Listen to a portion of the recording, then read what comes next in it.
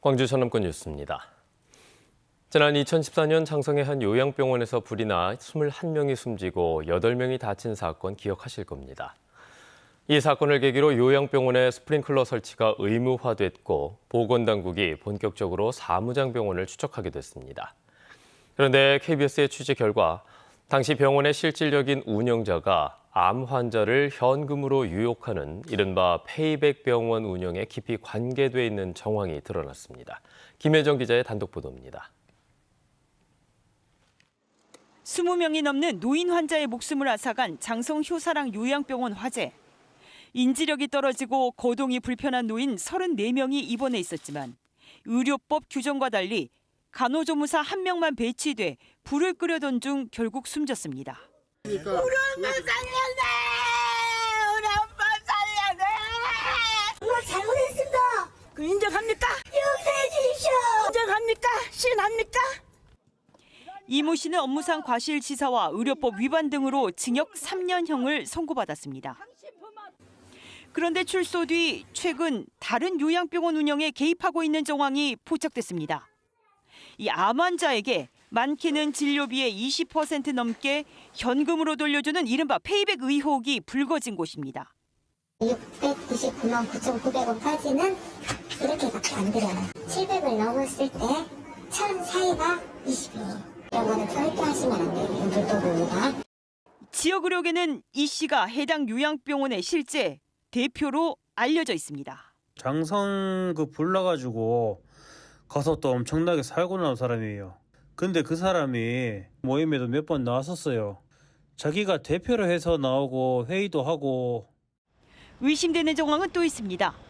이 장성 요양병원 화재 당시 행정원장으로 함께 구속됐던 이 씨의 형은 서류상 대부업체를 운영 중인데 그 주소지가 이 씨와 연관 있는 요양병원의 건물 아니었습니다. 그런데 대부업 등록도 하지 않았습니다. 지금 봤을 때는 안 나와요. 그거는 거의 80% 이상이 미등록 대부회사 불법이라고 봐야 되겠죠. 취재진은 사실 확인을 위해 해당 요양병원 측에 수차례 답변을 요청했지만 어떤 답도 들을 수 없었습니다. 지역 의료계에서는 해당 병원으로 환자들이 대거 빠져나가 이 경영이 어려워졌다면서 제대로 된 단속과 처벌을 호소하고 있습니다. KBS 뉴스 김혜정입니다. 광주시의회가 국회와 정부의 대유 위니아그룹 계열 사이의 기업 회생 절차 개시에 따른 대책을 촉구했습니다. 광주시의회는 어제 전체 의원 명의로 발표한 건의안에서 현재까지의 임금과 퇴직금의 체불액이 700여억 원이고 위니아전자 MF 두 사업장에서만 820여 명의 노동자가 생계 위기에 놓인 것으로 추산되며 180여 개의 광주 지역 협력업체들의 줄도산까지 감안한다면 지자체에서 감당할 수준을 넘어선 만큼 그룹 전반에 대한 철저한 조사와 처벌이 이루어져야 한다고 강조했습니다. 한편 위니아는 어제 서울회생법원이 회생 절차 개시를 결정했다고 공시했으며 법정 관리를 신청한 대유 위니아그룹 계열사 4곳 가운데 법원의 구제 여부가 결정되지 않은 곳은 대유 플러스 한 곳입니다. 내년 총선을 앞두고 제3지대 구축에 나서고 있는 신당 조직들이 광주에서 토론회를 열고 호남 유권자들의 지지를 호소했습니다. 양향자 한국의 희망 대표와 금태섭 새로운 선택 창당준비위원장 등은 어제 대한민국 정치 호남에서 길을 묻다를 주제로 시국 토론회를 개최했습니다.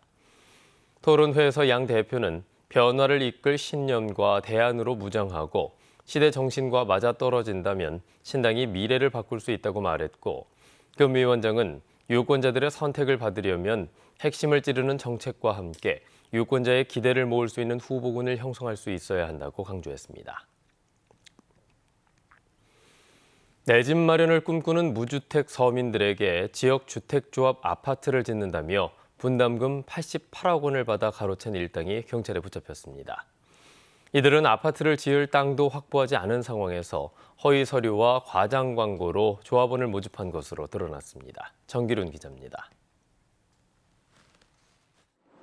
오래된 주택이 밀집해 있는 순천의 한 마을입니다. 지역주택조합 추진위원장 A씨 등은 2019년 4월 이곳에 아파트 800세대를 짓겠다면서 땅 주인들에게 토지 사용 승낙서를 받으러 다녔습니다. 사무실을 얻어놓고 그 개별적으로 사람을 이제 미팅해서 뭐 토지 승낙서나 뭐 동의서나 받은 분들이 A씨 등은 토지 사용 승낙서를 16% 확보했다면서 순천시에 조합원 모집을 신고했고 아파트 견본주택도 개설했습니다. 당시 조합원으로 가입한 사람은 267명. 아파트 동과 호수를 사전에 지정해 줄 수 있다는 말을 믿고 계약금 등으로 88억 원을 냈습니다. 이 오탁방은 오늘 계약을 안 하면 내일은 이제 이게 딴 사람한테 나간다 막 이러는 거예요. 그래서 이제 일단 하기는 했는데 하지만 사실은 달랐습니다. 경찰 수사 결과 A씨 등은 땅을 전혀 매입하지 못했고 토지 사용 승낙서도 2.7%만 확보했던 것으로 드러났습니다. 이 때문에 지역주택조합은 설립 인가조차 받지 못했고 조합원들은 분담금만 날릴 처지입니다. 시청에 이 조합이 정상적으로 운영되고 있는지 여부는 꼭 확인해야 피해를 막을 수 있습니다. 경찰은 지역주택조합 추진위원장 A씨를 사기 등의 혐의로 구속하고 공범에 대한 수사를 확대하고 있습니다. KBS 뉴스 정길훈입니다. 광주시가 중산층도 입주할 수 있는 질 좋은 임대주택을 만들겠다며 최근 공사를 시작했습니다. 그런데 강기정 광주시장이 착공식에서 자동차가 필요 없는 사람에게 입주 자격을 부여하겠다는 파격적인 발언을 했습니다. 기후위기에 대응해서 자동차를 줄여야 한다는 건데 실현 가능성에 대해서 의문도 제기됩니다. 양창희 기자입니다. 광주시가 상무지구 한복판에 짓는 광주형 평생주택. 기존 임대아파트와 달리 중형 평형을 큰 폭으로 늘리고 중산층도 입주하도록 계획하고 있습니다. 그런데 강기정 광주시장은 최근 착공식에서 평소 자동차를 안 타는 시민만 살 수 있도록 하겠다고 말했습니다. 이곳에 입주할 460세대 주민들은 평소에는 자동차가 필요 없는 대중교통을 통한 입주자만 가능하도록 입법을 통해서 법을 바꿔내도록 하겠습니다. 사업 추진 주체인 광주도시공사가 이 방침을 따르지 않는다면 준공을 해주지 않겠다고도 말합니다. 옆에 계신 정민곤 사장님은 33평형은 차량 유무를 가지고 입주 여부를 판단한 건 안 됩니다. 그래서 그러면 이 주택은 지을 수가 없고 준공을 허락하지 않겠습니다. 제가 이렇게 답변을 드렸습니다. 제가 적어도 26년에 이 주택이 준공할 시점인데 제가 그때까지 시장이라는 위치에 분명히 있습니다. 지난 7월 독일 방문 이후 자동차 줄이기를 강조한 강 시장이 과감한 정책에 나섰다는 분석이 나옵니다. 그러나 중산층 이상을 겨냥하는 광주형 평생주택의 목적과 차량 소유자 입주 제한 방침이 어긋난다는 지적도 있습니다. 당장 착공식 홍보 영상에서부터 넓은 주차장을 바라는 목소리가 있습니다. 첫 번째로는 임대료가 저렴했으면 좋겠고요. 두 번째로는 주차 공간이 많았으면 좋겠습니다. 서울처럼 지하철이 정말 잘 돼 있으면 그러면 뭔가 말에 타당성이 있는 것 같은데 광주 꼴랑 이제 2호선밖에 없는데 차 없으면 들어와라 이거는 좀 터무니없는 말 같아요. 광주도시공사는 차량 미소유자를 우선 입주시킬 수 있는지 관련 규정을 검토한 뒤 광주시와 협의하겠다고 밝혔습니다. KBS 뉴스 양창입니다. 주요 도시계획을 심의하고 자문하는 광주시의회 도시계획위원회 회의가 처음으로 공개됐습니다. 광주시는 내일 오전 시청에서 열리는 도시계획위원회를 시민 방청 방식으로 진행하기로 하고 오늘까지 이메일로 신청을 받아서 방청자 10명가량을 추첨할 계획이라고 밝혔습니다. 이날 공개되는 안건은 2040년 광주도시기본계획안이며 다른 2개의 안건은 비공개로 진행됩니다.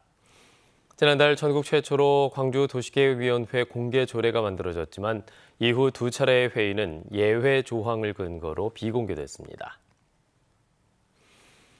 경기와 충청의 일부 한우 농가에서 럼피스킨병이 잇따르고 있는 가운데 전라남도가 방역대책 상황실을 가동하면서 차단 방역을 강화하고 있습니다.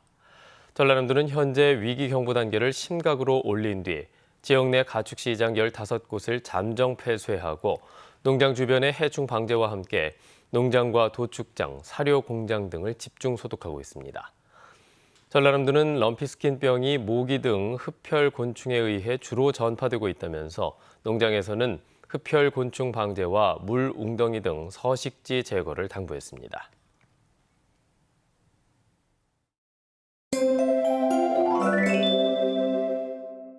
오늘도 큰 일교차에 대비한 옷차림 하셔야겠습니다. 오늘 아침 최저 기온 광주가 9.6도, 구례와 보성 등 일부 내륙 지역은 5도 안팎까지 떨어져 춥습니다. 다만 해가 뜨면서 기온이 빠르게 오르겠습니다. 한낮 기온 21도에서 22도 사이로 낮 동안에는 선선한 가을 날씨가 예상됩니다. 일교차가 10도 이상 벌어지는 만큼 체온 조절 잘 하셔야겠습니다.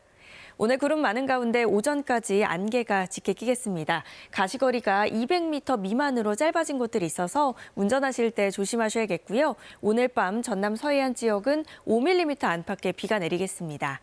다음 자세한 지역별 날씨입니다. 아침 기온 어제와 비슷한데요. 대부분 지역이 10도를 밑돌고 있습니다. 한낮 기온은 담양과 한평 22도까지 오르겠습니다. 여수의 낮 최고 기온 20도, 고흥 22도로 선선하겠습니다. 목포의 한낮 기온 21도, 장흥 22도, 강진 23도까지 올라 어제와 비슷하겠고요. 신안을 비롯한 도서 지역은 20도에서 22도가 예상됩니다. 바다의 물결은 전해상에서 비교적 잔잔하겠습니다. 당분간 완연한 가을을 즐기기에 좋겠습니다. 날씨였습니다. 뉴스를 마칩니다. 여러분 고맙습니다.